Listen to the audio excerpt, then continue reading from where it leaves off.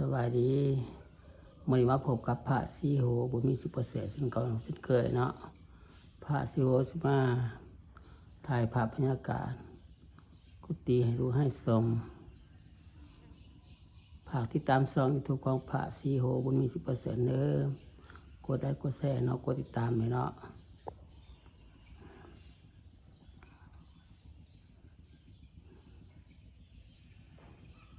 ฝากติดตามช่อง YouTube ของพระสีโหบุญมี10%ให้เด้อ FC ลาวไทยและต่างประเทศ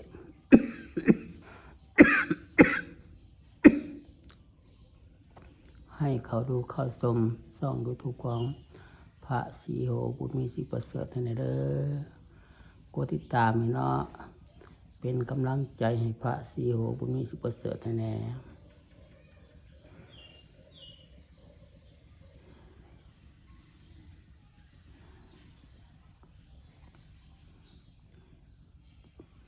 ได้ถ่ายภาพบรรยากาศ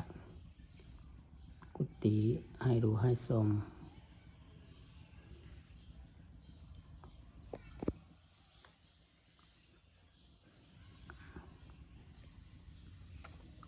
ให้ดูให้ชม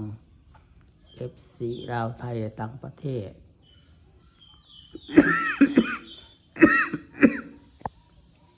ฝากติดตามเด้อฝากติดตามช่อง YouTube ของพระสีโหบุญมี10%ให้เนาะกดไลค์กดแชร์เนาะกดติดตามให้เนาะกำลังสร้างช่องใหม่บ่ทันดังบ่ทันได้ฟานเนาะ กำลังสร้างช่องใหม่บ่ทันได้ฟาน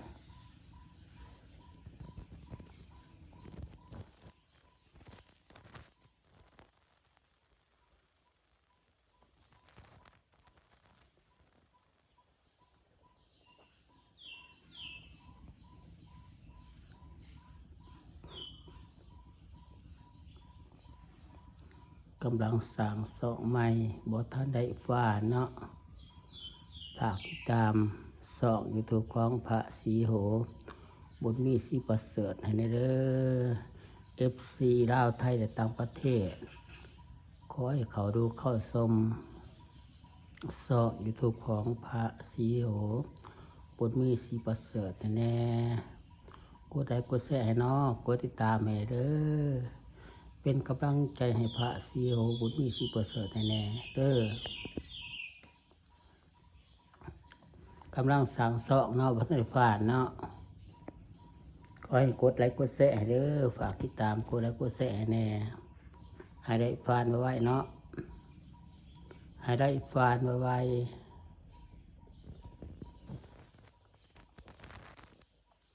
บรรยากาศถ่ายภาพกุฏิให้ดูให้ชมให้ FC ลาวไทย FC ลาวไทยและต่างประเทศให้เขาดูเขาชมช่อง YouTube ของพระสีโหบุญมี10%ให้ได้เด้อเป็นกำลังใจให้เนาะเป็นกำลังใจให้พระสีโหบุญมี10%แน่ FC ลาวไทยและต่างประเทศกดไลค์กดแชร์ให้เด้อกดติดตามให้เนาะเป็นกำลังใจให้เนาะ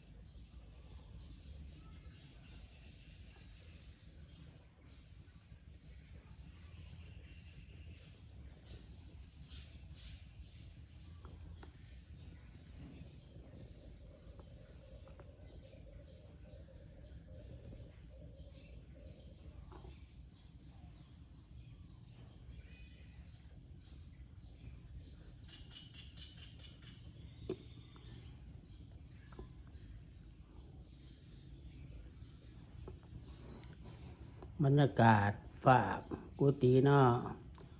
ไล่เอาฝาบกุฏิ มาให้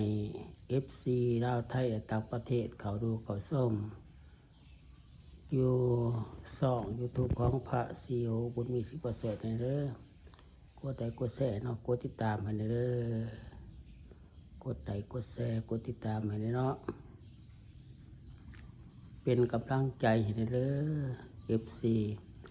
ลาวไทยและต่างประเทศฝากติดตามกดไลค์กดแชร์ให้แน่กดติดตามให้เนาะ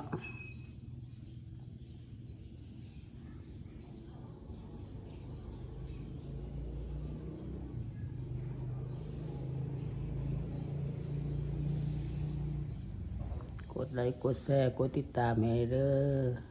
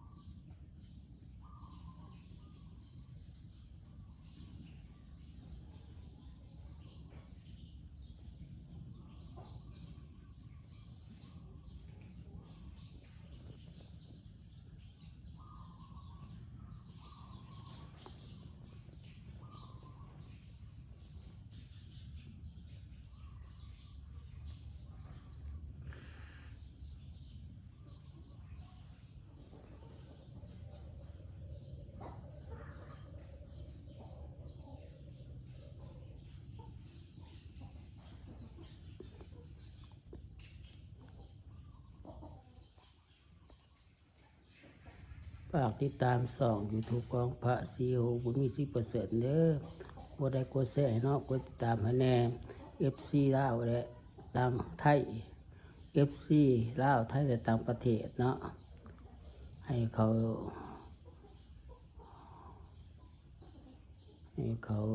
เบิ่ง YouTube ของพระศรีโหบุญมีสิประเสริฐให้แน่กดไลค์กดแชร์เนาะกดติดตามให้แน่เป็นกำลังใจให้พระศรีโหบุญมีสิประเสริฐเด้อคลิปนี้กับพระศรีโหก็ลาไปก่อนบ๊ายบาย